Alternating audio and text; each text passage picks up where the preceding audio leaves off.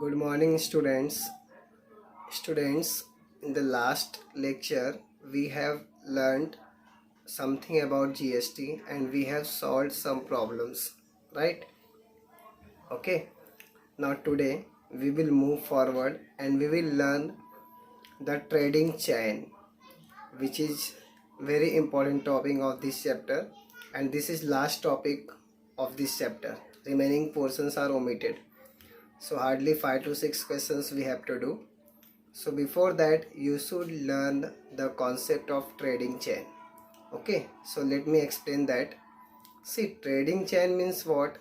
Whatever you purchase, that is first manufactured, then from the manufacturer wholesaler purchase, and from wholesaler your shopkeeper purchase, and after that you get that product for consumption.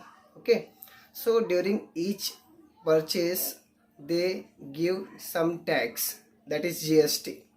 So how the GST is calculated at every stage, that we are going to learn in this topic. So let us start that. Okay, so our today's topic is to learn GST in trading chain. Okay, now see, in this chain, first thing is what? Your product is manufactured by the manufacturer, and from that manufacturer your wholesaler, or you can say distributor, take that product from manufacturer, and after that your retailer purchase from wholesaler or distributor, and from the retailer you get the product, that is you get the product for consumption, right? Whatever item you get, you usually get it from retailer. Okay, now during each transaction, or I can say during each trading, they pay some GST.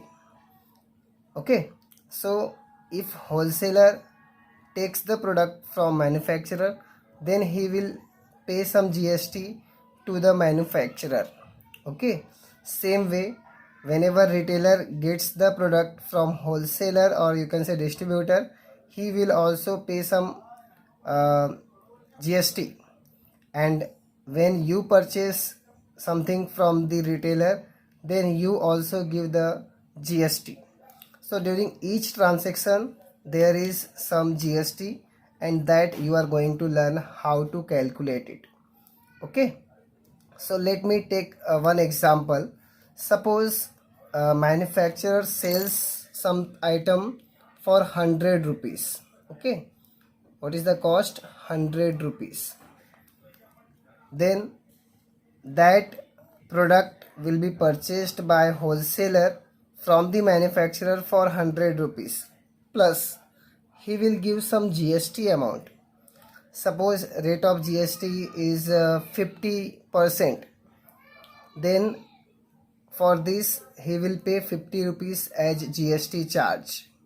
So total how much amount he will pay? 150 rupees. Okay, so this is the amount which is supposed to be paid by wholesaler, or you can say distributor. Then suppose retailer goes to the wholesaler and he asked for the same product, and suppose he is selling that product at the cost of rupees 200. Okay, he is selling same product at the cost of 200, and again he will ask for GST from the retailer, and same rate, suppose 50% GST is there, then 50% of 200 will be 100 rupees. Then what will be the total amount? Total amount will be 300 rupees.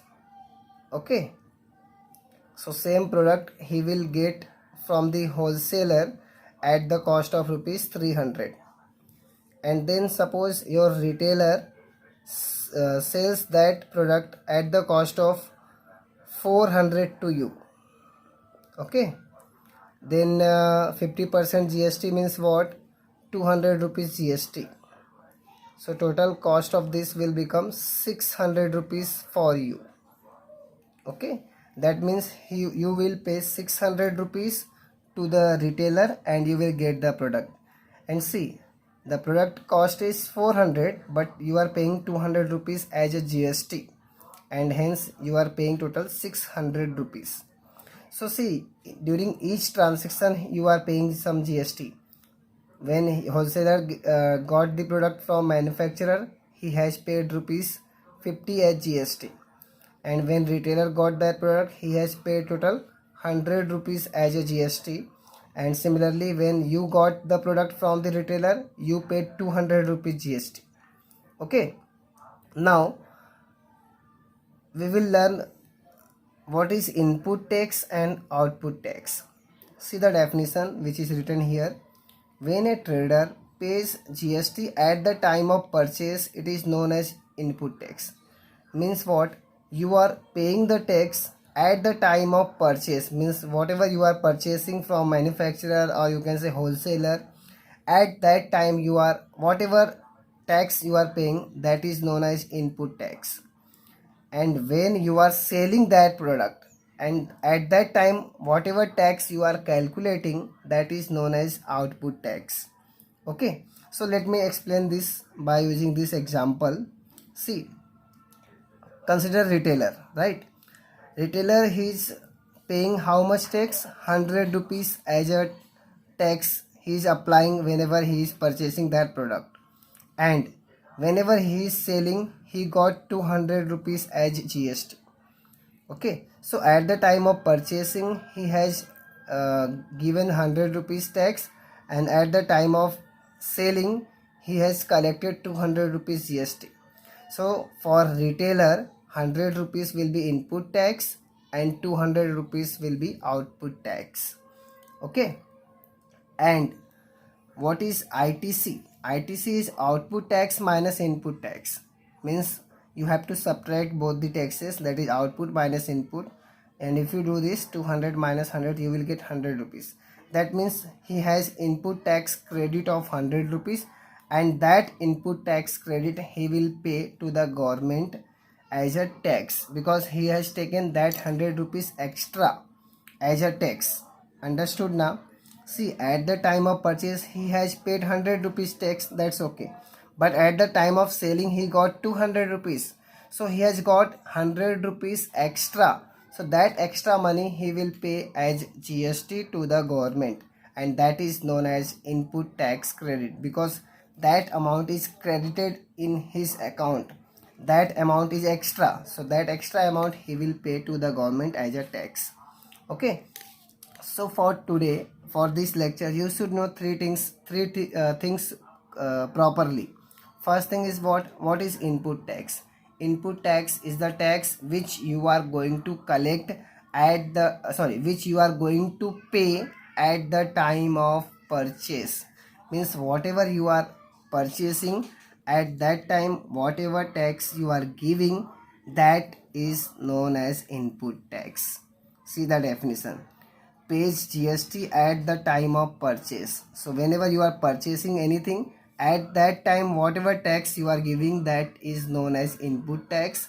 And also you can call it input tax credit. Why? Because that is that amount you are paying. Okay. Then output tax is what?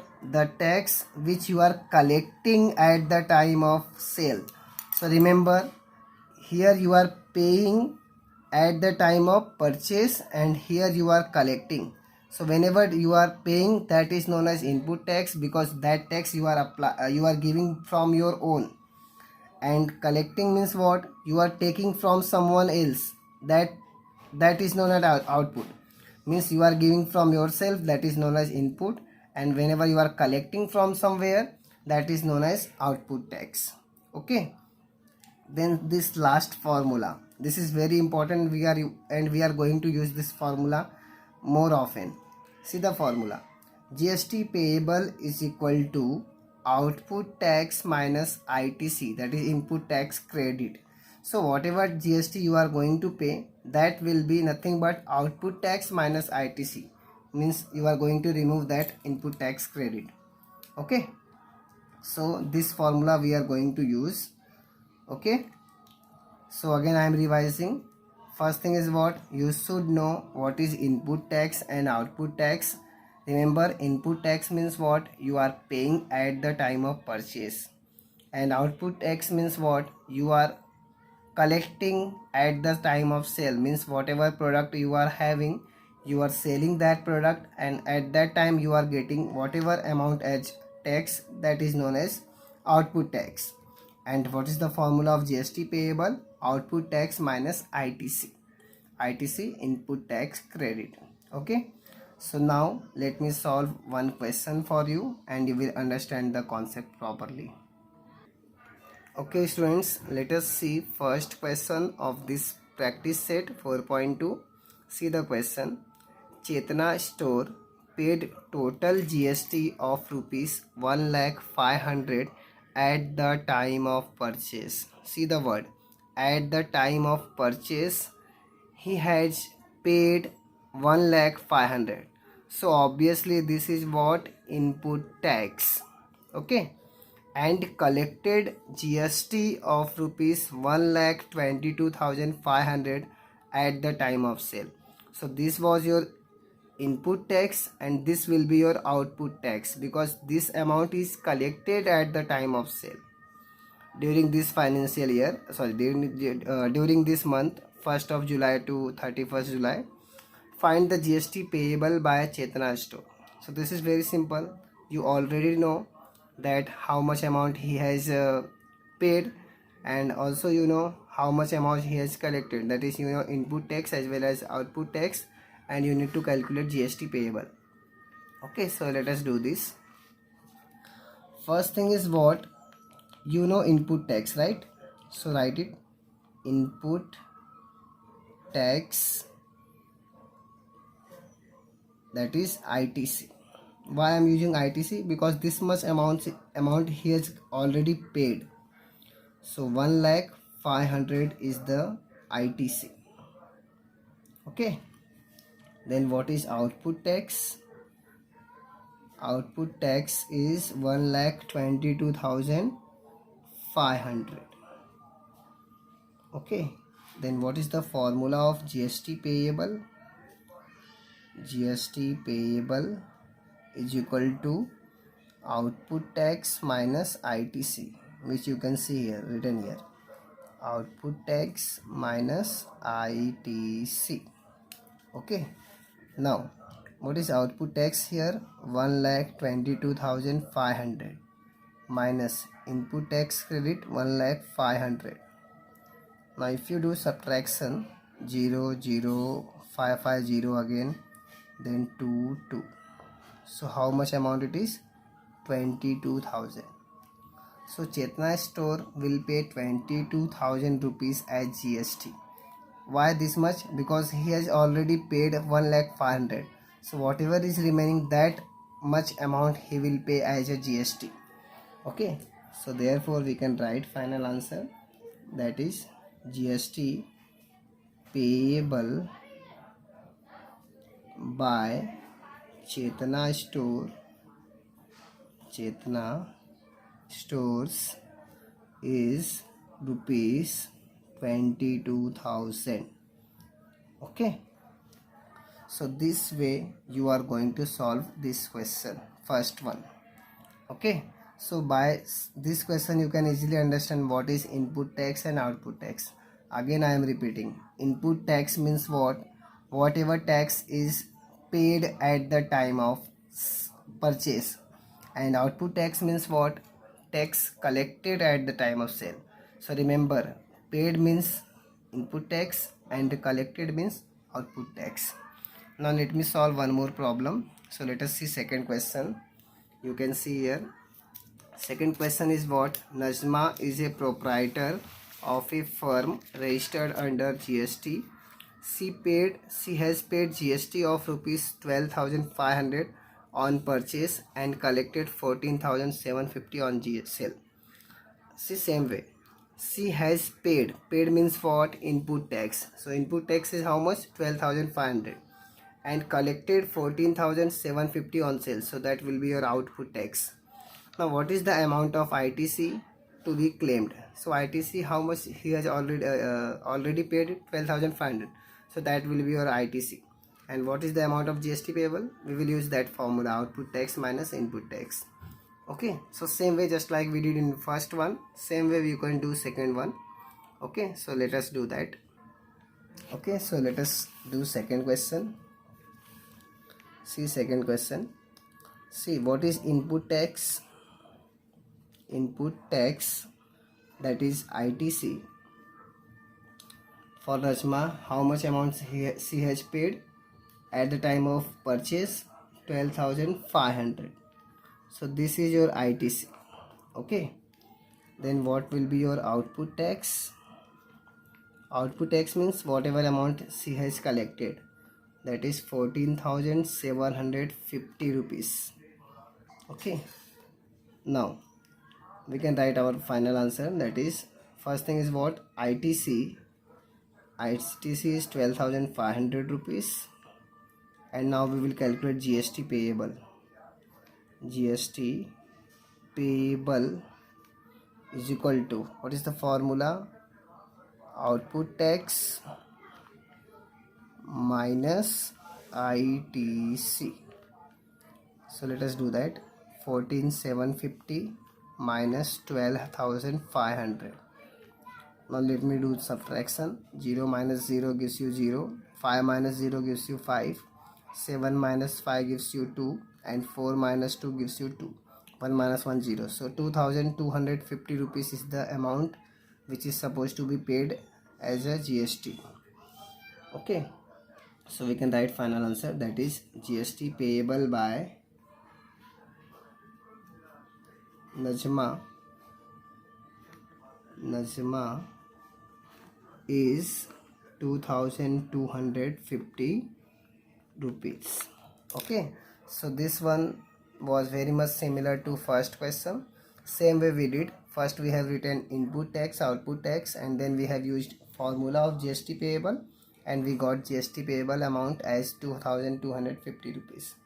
Okay, so students, make sure that you should understand the concept of ITC, input tax, output tax properly, and if you are having any doubts, please ask me. Okay, and in the next lecture most probably I will finish this chapter, and after finishing this chapter you all will give me your books for correction. Okay, so please complete your first 4 lessons, and that we will do for correction. Okay, thank you.